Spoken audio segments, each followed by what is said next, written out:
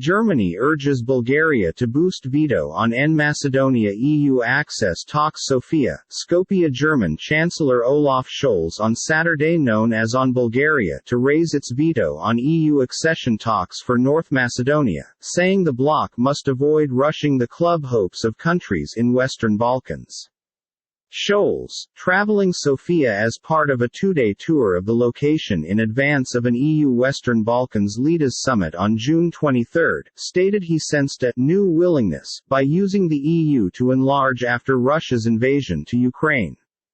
The struggle has lent new urgency to the process of seeking to tie the Western Balkans in the direction of the 27-member bloc in a bid to counter Russian and Chinese influence.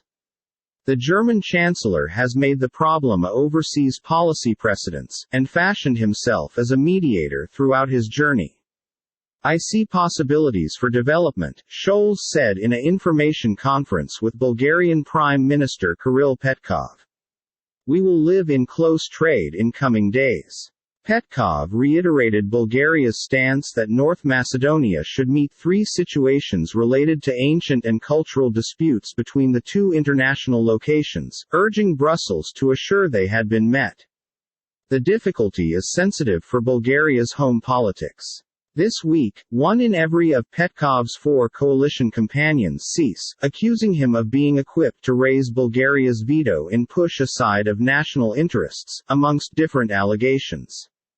Earlier on Saturday, Scholz visited North Macedonia, which has already carried out many reforms in its bid to emerge as an EU member, including converting its call to satisfy Greek objections. Speaking in Skopje along North Macedonian Prime Minister Dimitar Kovachevsky, Scholz said Russia's invasion of Ukraine made it critical for Europe to face collectively. On Friday, he visited Serbia and Kosovo, which declared independence from Belgrade in 2008.